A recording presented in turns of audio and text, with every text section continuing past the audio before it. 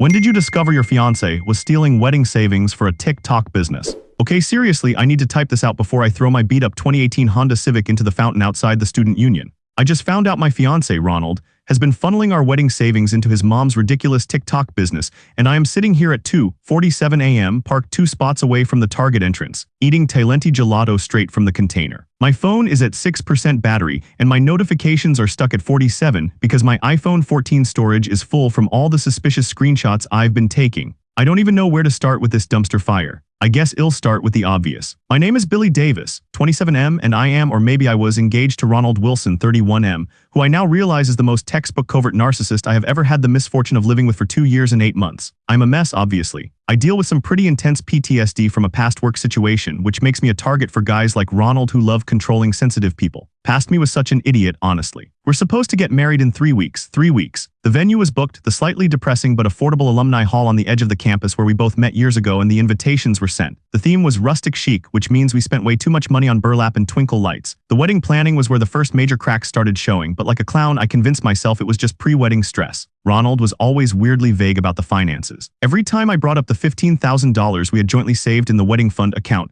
the one I put $8,000 into BTW, because I am the one with the stable salary working corporate HR on the 5th floor, he'd get defensive. He'd say things like, "Why are you being dramatic, Billy? The money is handled. I told you I'm managing the vendor payments." And I would just nod because Ronald is a master of the smooth deflection. He literally cannot look you in the eye and lie. He looks you dead in the shoulder and deflects. I told myself it's fine, he's just detail-oriented. But the math wasn't mathing, you know. Last Tuesday at 11:47 a.m. I was scrolling through my work Slack messages, 247 unread, kill me, when I got a weird notification. It was a Zelle transaction alert from our joint checking account, the account our $1,247 monthly rent for apartment 3B comes out of. It was a $200 withdrawal. I thought maybe he finally paid the DJ deposit or something, then another $200 withdrawal, and another, all within about 45 minutes. I texted him immediately because that felt wrong. That felt like panic spending. Me, hey, what are those 3 Zelle transactions for? Are we paying deposits or something? Ronald, he always uses perfect grammar in text, which should have been a red flag. Don't worry about it, honey, just moving some things around, business account stuff. Business account stuff. Ronald, 31M, claims to be a freelance marketing strategist, which translates to, he mostly plays Elden Ring and occasionally posts vague LinkedIn motivational quotes. He hasn't landed a real client in 6 months, yet he always had expensive coffee from Starbucks and wore that stupid Apple Watch he can't afford the payments on.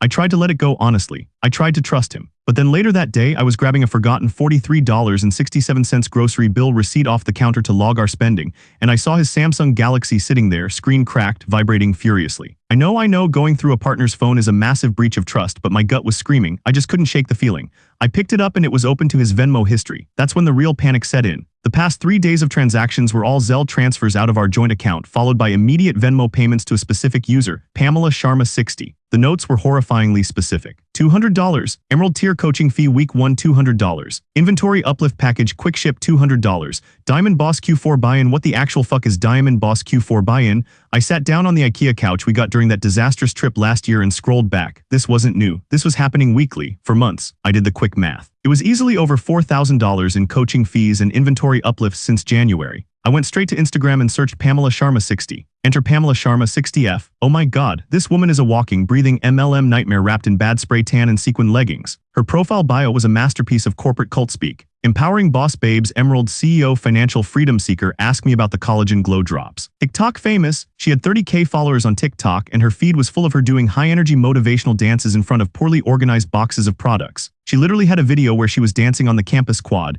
right near where we are supposed to have our reception, shouting about manifesting abundance. Here is the real kicker, the thing that made my stomach drop so hard I almost threw up my leftover Chipotle. Pamela Sharma is Ronald's mother. His estranged mother, the one he always claimed was too toxic to invite to the wedding. He told me she was a flighty, irresponsible woman who tried to rope him into get-rich-quick schemes when he was a kid. He literally said, "She's a financial vampire, Billy. I cut her off years ago for my own sanity." He hadn't cut her off. He was bankrolling her. And not just bankrolling her, he was apparently buying into her highest-tier multi-level marketing scheme, something called Glow Up Gorgeous Global. I took a deep, shaky breath, heart absolutely hammering, and started calculating everything. The missing funds in the wedding account weren't just missing, they were gone. The $15,000 we were supposed to have, we had $1,478, and half of that was my savings. I went back to his Venmo and saw another familiar name, Heather Edwards, 30F. Heather is the credit stealer, Ronald's sister and my coworker. We both work in HR, which is a whole other level of awkward. Heather is a nightmare of passive aggression and once tried to take credit for a major project I designed, stealing literally weeks of my PTO hours by fudging the internal reports. Ronald loves Heather, even though she is openly competitive and frankly cruel. The payments to Heather were smaller but frequent, and they always happened on the first of the month right after we paid rent. $50, rent catch-up $75, fuel money $100. Unforeseen emergency, he was financially supporting two of the most emotionally and financially draining women in his life, using our shared future money, while telling me we couldn't afford the $347 bill for the customized centerpieces. I was shaking so hard the phone clattered onto the floor. I grabbed my keys, threw on a hoodie, and walked out of apartment 3B without even leaving a note. I drove straight here to the Target parking lot because it's the only place open late that feels safe and anonymous. I tried to call my friend Sam 27M, but he didn't answer. I texted him instead. "Me Sam, I need you. I just found out Ronald is paying thousands to his TikTok MLM mom using our wedding fund. He's been lying for months. I'm outside Target." Sam immediate response, "God bless him, girl, what the fuck? I am coming over right now. Do you need me to bring the baseball bat? Me just bring coffee. And maybe that Ben & Jerry's flavor with the little turtles." The whole drive I kept replaying the last few weeks, the arguments we had, the gaslighting. 2 weeks ago I asked him about the catering payment. We owed the college catering company $2,000 immediately. "Me, did you send the Zelle to campus catering yet? They need the final count and the money by Friday." Ronald playing on his Xbox wearing his noise-canceling AirPods. Yeah, I handled it. It's processed. I'll show you the confirmation later." Spoiler alert, he never showed me the confirmation. I realized now he was paying Pamela Sharma $60F instead of the caterer. I scrolled through his messages on his phone. Yes, I brought his phone with me. I'm petty like that, and found a text thread with his sister Heather. "Heather, you seriously need to get Billy off my back about the seating chart. It's stressing me out and I have inventory to sort." "Ronald, don't worry, we need to focus on mom's next launch. I moved the money today." "Billy is still focused on the florist. She thinks I paid the catering." Heather, LOL, good. "You know I needed that $75 for the new dropship fees." BTW, Ava's being a total bitch about the rehearsal dinner. And that brings me to the final major character in this disaster movie, Ava Gupta 27F. Ava is my little sister. She is not a nice person. She's entitled, incredibly spoiled, and has always hated Ronald because she claims he smells like desperation and cheap cologne. She wasn't wrong, but she says that about everyone. Ava 27F is supposed to be my maid of honor, mainly because my mom forced me to include her. Ava insisted that the rehearsal dinner had to be at Olive Garden because she loves their breadsticks, even though the campus is surrounded by amazing local restaurants. I checked Ronald's texts with Ava and the manipulation was clear. "Ava, can we get that high-end wine for the dinner? I need to impress my new boyfriend. I refuse to drink the cheap campus swill." Ronald, of course, Ava. "I'll handle it. Just keep telling Billy that the small vendor fees are adding up. She trusts you." He was using my narcissistic little sister to run cover for his scamming. The rage I felt, I wanted to key his stupid BMW he keeps parked outside the apartment that he definitely can't afford. The realization hit me, this wedding wasn't about us. It was a cover. Ronald was running a personal charity organization for his family, masked by wedding planning chaos, making sure I was too busy stressing over tablecloths to check the bank account. I was done, just done. I felt the familiar tightening in my chest, the vision blurring, the PTSD starting to crank up.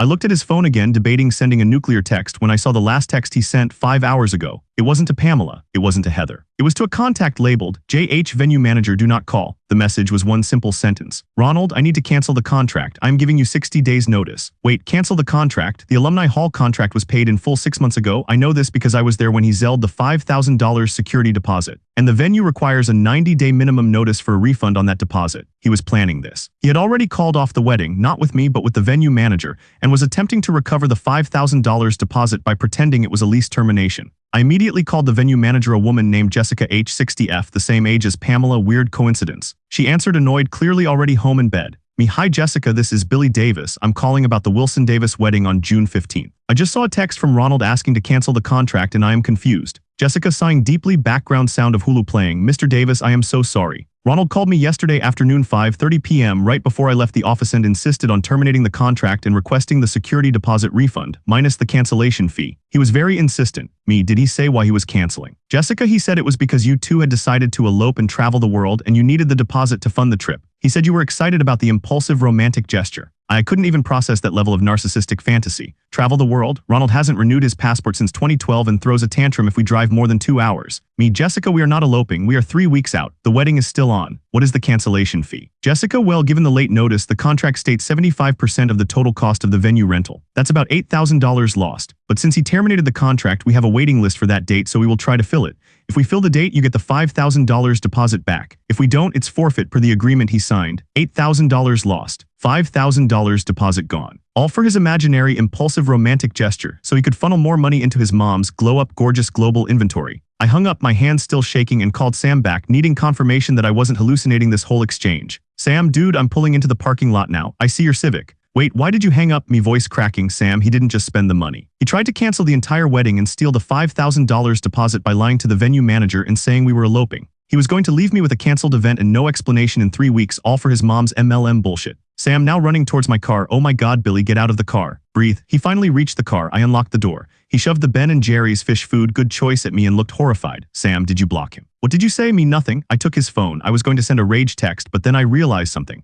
Ronald is a covert narcissist. He has been planning this for months, and if I confront him now, he will turn it on me, call me dramatic and crazy, and somehow convince himself I'm the one ruining the wedding. He will play the victim. Sam, so what's the plan? You can't just move on from $10,000 being stolen and your wedding being canceled by text. Me, the plan is I don't tell him I know, not yet. I'm going to let him think everything is fine. I'm going to act totally normal. He is still working under the assumption that he can get that $5,000 deposit back in 3 weeks by making the venue think we skipped town. Sam looked at me bewildered. Sam, Billy, you look like you haven't slept in 48 hours. You're going to play happy fiance for 3 weeks while he tries to steal from you? Me, no. I'm going to play happy fiance while I assemble the perfect, most public, most humiliating karma trap he could possibly imagine. He wants a wedding, he's going to get one, just not the one he expects. I took a large bite of the ice cream. I looked down at Ronald's phone, the one I stole, and saw a new text thread. This one was with Ava, my entitled sister, and it was the final sickening detail that solidified my resolve. Ava, just making sure we are still on for the emergency meeting on Saturday. Mom and I need to review the seating chart, and I need to make sure you have the final wire transfer ready for the upgraded wine order. And Heather said she needs those glow-up products for her latest launch party on campus. Ronald, all handled. The transfer is ready. Everything is perfect. Just keep Billy focused on the stupid floral arrangements. That emergency meeting was at the alumni hall on Saturday. They were all going to be there. Ronald, my sister Ava, 27F, my coworker Heather, 30F,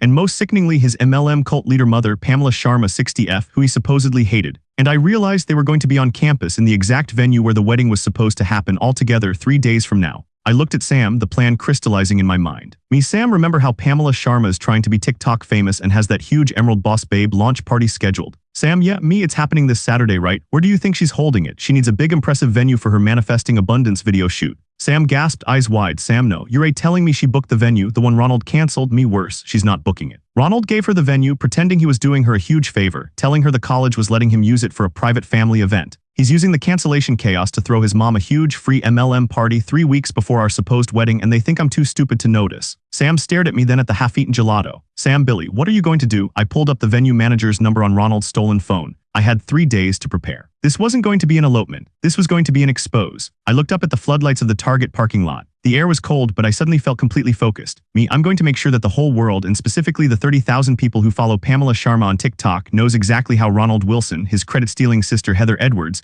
and my entitled little sister Ava Gupta funded the glow-up gorgeous global Emerald CEO launch party. I need to call Jessica H back. I need to make sure that venue is officially not canceled. I need to rent the absolute most terrifying piece of audiovisual equipment the university media department has, and I need to start writing my vows. They just won't be vows to Ronald. They'll be a declaration of war. I put the phone to my ear, watching Sam's horrified face. I smiled, feeling a dangerous calm settle over me. I am absolutely not the asshole here, right? The phone rang twice. Jessica H picked up, sounding groggy. Jessica, Mr. Davis, did you forget something? Me, no, Jessica. I need to confirm that despite the text from Ronald Wilson, the Wilson-Davis wedding is still absolutely 100% on the books for June 15th. We will be sending over the final payment for the remaining 25% of the venue rental tomorrow morning. And I have one tiny, very specific request about the audiovisual setup for this Saturday. You see, I need to screen a very special video involving my future mother-in-law's very promising business venture.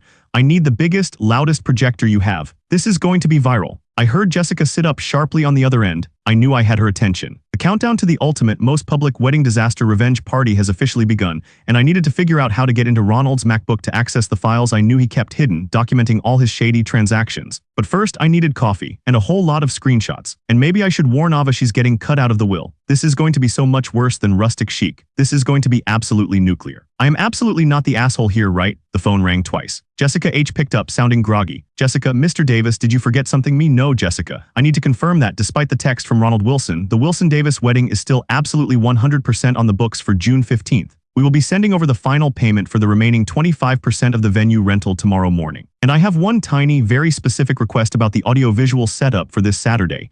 You see, I need to screen a very special video involving my future mother-in-law's very promising business venture. I need the biggest, loudest projector you have. This is going to be viral. I heard Jessica sit up sharply on the other end. I knew I had her attention. The countdown to the ultimate, most public wedding disaster revenge party has officially begun, and I needed to figure out how to get into Ronald's MacBook to access the files I knew he kept hidden, documenting all his shady transactions. But first, I needed coffee, and a whole lot of screenshots. And maybe I should warn Ava she's getting cut out of the will. This is going to be so much worse than rustic chic. This is going to be absolutely nuclear. Okay, so Sam dragged me away from the Target parking lot around 4:30 a.m. He drove my Civic back to his place, and I slept maybe 4 hours on his sofa, clutching Ronald's stolen Samsung like it was a security blanket. The first thing I did when I woke up Friday morning, after Googling covert narcissist supply chain and sending Jessica H. at the Alumni Hall a huge wire transfer for the final 25% of the venue rental fee, just to solidify that the Wilson Davis wedding was 100% on, was start the deep dive into Ronald's life. I still had his phone. He probably thought it was dead or that I just raged through it into traffic. NGL, I considered it. I spent the entire day, I called into work sick, claiming some aggressive form of food poisoning from the Talenti, going through every single file on that cracked screen. I was looking for proof, but really I was looking for closure on how deep this betrayal went. I found a shared Google Doc titled 2024 Financial Freedom Manifestation Plan that Ronald clearly wrote with Pamela Sharma, 60F. It was literally a spreadsheet documenting all his payouts to her MLM scheme, Glow Up Gorgeous Global. They used codenames. The wedding fund was the foundation. My HR salary was Billy's buffer. I felt sick reading it. He wasn't just paying fees. He was investing in huge crates of collagen glow drops and abundance affirmation spray. The plan was for Pamela to host this big Emerald CEO launch party at the Alumni Hall on Saturday. The party, I just confirmed, she no longer had access to BTW. And Ronald was going to use the $5,000 venue security deposit he was trying to steal back from the college to fund her next diamond tier buy-in in July. It wasn't a wedding plan. It was a financial exit strategy for him to transition into being Pamela's full-time marketing strategist, fueled by my savings. I also found a text thread with Heather Edwards, 30F, the credit stealer sister, detailing how they were going to leverage the wedding party to sell the Glow Up products. Heather, Tuesday, 10:00 a.m. Did you tell Billy the photographer backed out? We can use that $1,800 to buy the deluxe demo kits for the party on Saturday. We need high-quality visuals for Mom's TikTok. Ronald, done, told her the guy had COVID. She bought it. She's too busy arguing with Ava about the centerpieces to notice. I swear my blood pressure went through the roof. He literally lied about our wedding photographer having a potentially deadly virus just to steal $1,800 to buy sample inventory for a pyramid scheme. That's sociopathic, honestly. I took the afternoon to deal with the logistics. First, the venue. I called Jessica H. back. Jessica, quick question. If I have confirmed the booking for the wedding on the 15th, and I am the primary contract holder now, what happens if another party tries to use the venue for an event on, say, Saturday the 8th? Jessica, sounding professional but slightly thrilled. Mr. Davis, once the venue is fully paid and confirmed, no other event can be scheduled without your written consent. And since Ronald terminated his access, he has no authorization to reschedule or rebook it for a different purpose. Any attempt to access the venue without a valid reservation will be considered trespassing, and we will call campus security immediately. Bingo. Pamela Sharma, 60F, thought she was getting a free prestigious college venue for her big MLM launch. She was getting arrested. Next, the audio visuals. The university media department is the best. I went over there, signed out the largest digital projection screen they owned, the one they usually reserve for commencement, and a sound system loud enough to wake the dead. I told the technician I was preparing a surprise anniversary video and needed to test the sound levels for maximum emotional impact. The tech was a sweet 19-year-old who totally bought the lie and showed me all the advanced settings. My mission for Saturday was simple. I needed to show Ronald, Heather, Ava, and Pamela the reality of their scam publicly in the place they tried to use to launch their financial empire. 2 days later, Saturday morning, the day of the launch party, I hadn't seen Ronald since I walked out. I just left him a text saying, I need space. I'm staying at Sam's until I feel less stressed about the wedding. The beauty of gaslighting is that he totally believed it. He probably thought he was winning, having the apartment to himself to sort his inventory. I'm typing this update from Sam's car parked across the campus quad looking directly at the Alumni Hall. It's 1:30 p.m. The Emerald Boss Babe launch is scheduled for 2:00 p.m. Sam is currently running surveillance. He has binoculars and a full iced latte looking like a CIA agent on a stakeout. Sam, they're arriving, Billy, 3 of them. That's Ronald's BMW. He's wearing that stupid blue blazer he thinks makes him look rich. Describe the others. Is Ava there? Sam, yep. Ava Gupta 27F is wearing something ridiculously tight and carrying 3 shopping bags that look expensive. She's frowning, which is her default expression, NGL. And the third one is, oh god, that has to be Pamela Sharma. Sam let out a low whistle. Sam, she is literally wearing a sequined jumpsuit that looks like it was woven from pure highlighter and optimism. She's carrying a box that says Glow Up Gorgeous in huge glittery letters. They are heading toward the entrance. My heart was beating 100 times a minute. I felt the familiar tightening in my chest, the PTSD trying to flare up, but the anger was stronger. I repeated the mantra Sam taught me, anger is protection, use the anger. I drove over to the Alumni Hall early this morning and set up the projector and sound system with the university AV guy who was super helpful. I told him I needed the projection to start precisely at 2:00 p.m. no matter what. I had my presentation ready. I compiled all the evidence I found on Ronald's stolen phone, 1 the spreadsheet detailing the stolen wedding funds, 2 the texts between Ronald and Heather confirming they lied about the photographer, 3 the texts between Ronald and Ava confirming she was running interference about the wine and centerpieces, 4 Pamela Sharma's ridiculous TikTok videos about manifesting abundance using stolen capital. I edited it all into a crisp, horrifying 12-minute PowerPoint presentation set to dramatic music. I titled it, The Wilson Family Financial Freedom Manifestation Plan, a deep dive into MLM fraud and wedding fund misappropriation. At 1:55 p.m., Sam and I walked toward the side entrance of the hall. Jessica H. had given me the code. I was the paying client after all. We slipped inside. The hall looked exactly the same as when we booked it for the wedding, rustic chic disaster waiting to happen. Except now Pamela had decorated the stage with gigantic pink balloons and banners reading, "Emerald CEO, your time is now." There were maybe 20 people scattered around the hall, mostly looking bored, definitely looking like other MLM victims Ronald and Pamela had roped in. Ronald, Pamela, and Ava were standing by the stage. Ronald was adjusting his stupid blue blazer, looking stressed. I walked right up to the stage, Sam right behind me holding a hidden camera. He was documenting this for posterity and potentially for the police. Ronald saw me first. His eyes went wide, the mask of control instantly shattering. "Ronald, Billy, what are you doing here? I thought you were at Sam's." "Me, I was, but I missed you, honey. I couldn't miss your family's big launch." "I hear you're the main marketing strategist now." Pamela Sharma 60F, wearing that blinding jumpsuit, swooped over, fake smile plastered on her face. "Pamela, oh Billy, we thought you weren't coming. Welcome to the Abundance launch. Ronald has been telling me all about your little impulse trip you're taking together. He's so romantic." She actually tried to hug me. I sidestepped her. "Me, that's very kind, Pamela, but I wanted to make sure I caught the beginning of the presentation. I know how important it is to start exactly on time. I brought a surprise." Ava Gupta 27F glared at me, adjusting her tight dress. "Ava, Billy, what are you talking about? Where are your flowers? This isn't a wedding, this is Mom's presentation." "Me, oh Ava, bless your heart, this is the presentation. The one Ronald worked so hard on." Ronald was starting to sweat through the blue blazer. He looked desperately at his mother. "Ronald, honey, maybe we can talk about this later." "It's not the right time." "Me, it's precisely the right time, Ronald. You see, I was looking through your laptop. Don't worry, I know the password. It's Elden Ring Boss 123, and I realized your marketing strategy was much more ambitious than I initially thought." His face went white, literal sheet white. He realized I had the evidence. "Ronald, Billy, stop this right now. You are being hysterical. You need to calm down." I ignored him, walking toward the university AV booth I'd preloaded the presentation into. The clock on the wall read 1:59 p.m. "Me, ladies and gentlemen, future CEOs, welcome to the venue for the Wilson Davis wedding. Tonight, instead of a wedding, you are going to witness the full financial breakdown of what it takes to manifest true emerald abundance." I hit the button. The massive commencement screen dropped down right behind Pamela Sharma's glow-up banner. The sound system, cranked up to maximum, blasted the opening score. I picked the theme music from Succession. The first slide appeared, the Wilson Family Financial Freedom Manifestation Plan, a deep dive into MLM fraud and wedding fund misappropriation. A collective gasp went through the 20 attendees. Pamela screamed, actually screamed, clutching her glittery inventory box. "Pamela, Ronald, what is this?" Ronald lunged for the laptop in the AV booth. He was too late. Sam stepped directly in front of him, blocking the way with the pure, silent fury of a best friend who watched his buddy get screwed over. The slide advanced. It was a screenshot of the joint bank account activity detailing the $15,000 we had saved and the running tally of how much was left, $1,478. Below it, in giant red letters, was the phrase, 10,522 stolen 4 MLM inventory. The next slide was the spreadsheet, codenames decoded, showing line-by-line transfers to Pamela Sharma 60F, detailing coaching fees, inventory uplift packages, and the horrifying $5,000 deposit conversion plan. I grabbed the microphone, stepping onto the stage right next to a sweating, furious Ronald. "Me, Ronald told you all we were eloping, right?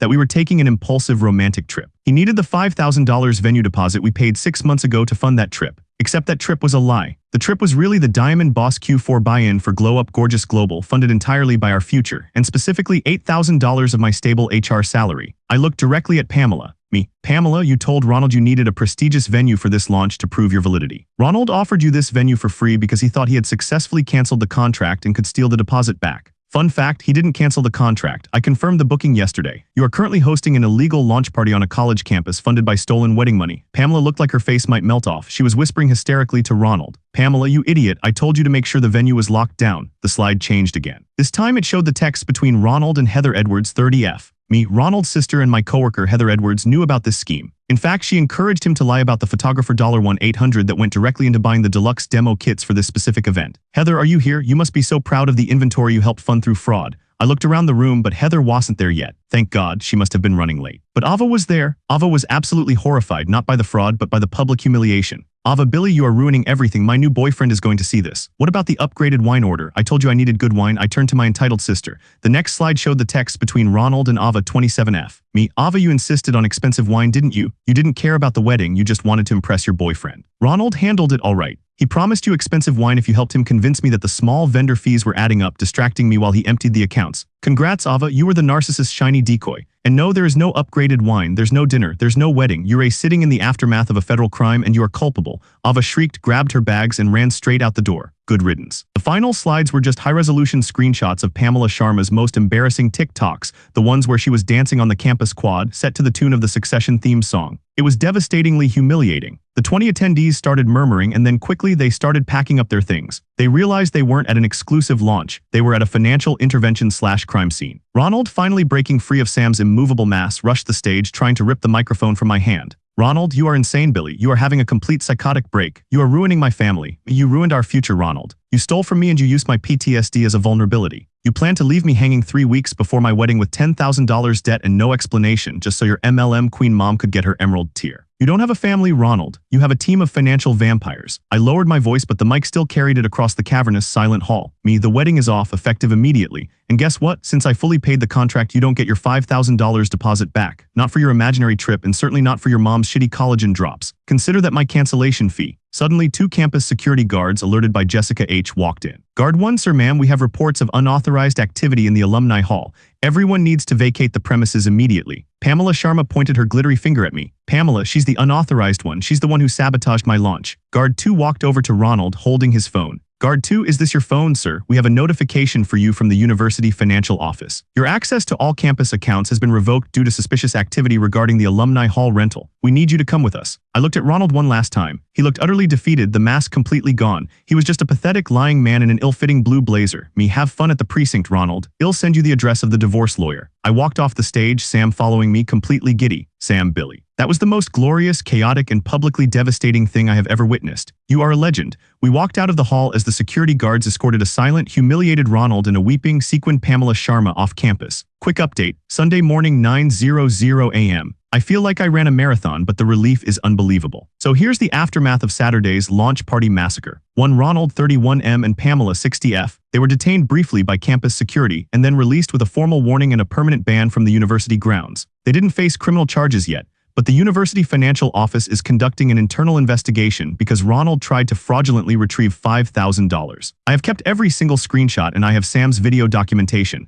I'm meeting with a lawyer on Tuesday. Pamela Sharma's 30K TikTok followers are currently being treated to a comment section full of people linking the video Sam posted of the presentation. It is going viral. Her glow-up gorgeous global profile seems to be getting ratioed into oblivion. Karma served cold. To Heather Edwards 30F, the credit stealer finally showed up 30 minutes late to the launch, only to find the hall dark and locked and campus security cleaning up. She texted Ronald immediately. Where is everyone? Is this part of mom's mystery marketing plan? I have the demo kits. She still doesn't know what happened. And she still works in HR on the 5th floor, 2 cubicles away from me. I'm going back to work tomorrow. I fully intend to sit there, smile sweetly, and let her sweat it out. Her fate is TBD, but I'm thinking of reporting her attempted credit theft and time fraud from that project last year. Maybe HR me should investigate HR her. The irony is delicious. 3 Ava Gupta 27F, my sister is furious, obviously. She texted me a novel accusing me of sabotaging her social life and being emotionally unstable. My mom called and tried to mediate, saying, Billy, family is forever, you need to apologize for making a scene. I hung up on both of them. I changed the locks on the apartment yesterday, more on that in a minute, and I sent off a text that simply said, you are not my maid of honor, you are uninvited from the wedding, which is now cancelled. You are cut off. You are welcome to the Olive Garden breadsticks, but that's all you get.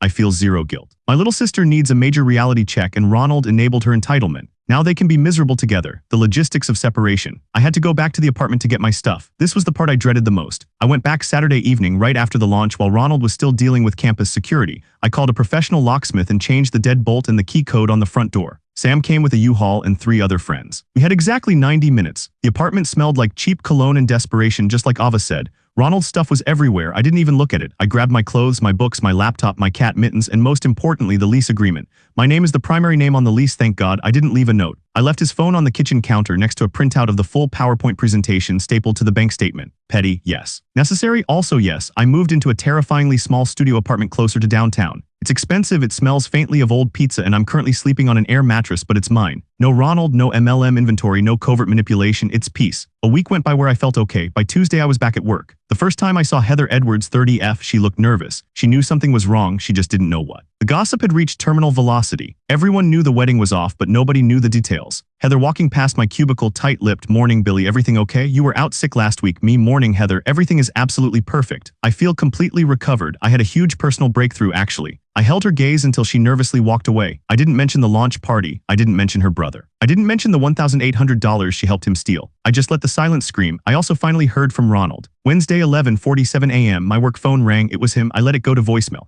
His message was exactly what I expected, the victim monologue. Ronald, voicemail sounding tearful. Billy, listen to me. You need to come home. You ruined my life. You destroyed my relationship with my mother. She is devastated, Billy. She might lose her entire business. This was a psychotic reaction. We can fix this. You need professional help. I need access to the apartment. The cat is making me depressed. I immediately sent the voicemail to Sam, who turned it into a terrible auto-tuned song. Therapy helps, but Sam's ridiculous edits help more. I finally responded to him via a formal email from my lawyer's address. It was brief and clinical. Ronald, the lease is in my name. I have legally changed the locks. Your belongings will be held in storage for 30 days, after which they will be donated. Your legal counsel may contact mine regarding divorce and financial settlement. Do not contact me again. Billy Davis. I hit send and felt the best kind of emotional whiplash, relief mixed with finality. The biggest financial blow, the $5,000 security deposit I used as a cancellation fee for Ronald's MLM party, is still hanging in the balance. Jessica H. is working overtime trying to book the venue for the June 15th date.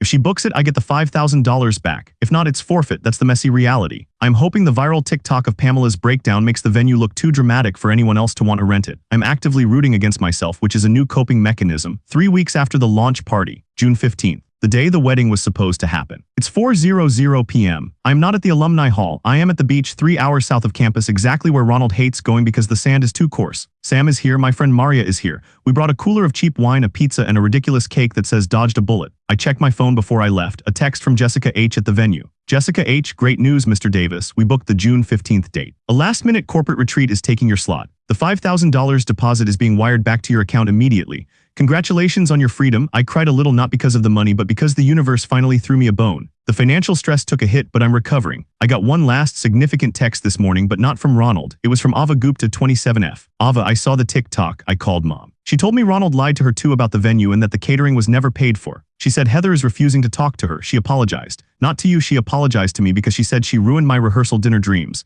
I realize now that he only cared about us when he could use us. I still think you were dramatic, but I hate Ronald more than I hate being poor. Can I borrow $50? See? Entitlement doesn't die, it just adapts. But the fact that she acknowledged Ronald was the root of the problem, that's the beginning of something. I didn't respond about the $50, but I did text her back. The upgraded wine was never ordered. It was a lie. Olive Garden is waiting. The character development I hoped for is happening slowly, painfully, and probably motivated by sheer spite, but it's happening. And Pamela Sharma 60F, her TikTok is gone. Turns out 30,000 followers are not a great business model if your products are funded by fraud. I heard from a mutual acquaintance that she is now trying to sell handmade jewelry on Etsy. She's still seeking fame, just at a much lower, less financially destructive level. Reflecting on the mess, it's been almost a month since the public meltdown. I still have bad days. I still find myself looking over my shoulder, waiting for the other shoe to drop, which is the PTSD talking. I go to therapy twice a week. We are unpacking layers of how I let Ronald's control become normalized because it felt familiar to the chaos I experienced years ago. I realized I was actively choosing distraction, wedding planning over observation, bank statements. That realization hurts, but I'm also stronger. I did something I never would have done before. I walked away instantly. I didn't engage in the gaslighting. I gathered evidence and I executed a plan with surgical precision. I didn't let him turn me into the crazy ex. I turned him into the public fraud. I'm paying $1,800 a month for the pizza-smelling shoebox, but I bought myself a ridiculous set of expensive high-thread count sheets because I deserve to sleep peacefully. The final piece of closure came yesterday. My HR department, the real HR, not Heather, called me into a meeting. They confirmed that based on some recent internal reporting, Heather Edwards, 30F, has been placed on administrative leave pending an investigation into her time management and unauthorized system access regarding a project from last year. I looked at the HR director, trying to appear shocked. Me, oh wow, that's terrible. I wonder who reported that. HR director, smiling slightly. It came in as an anonymous report detailing exactly when and where the discrepancies occurred. Very precise. I didn't say anything, but inside I was high-fiving myself. I might be eating ramen for the next 3 months, but the corporate credit stealer is finally facing consequences.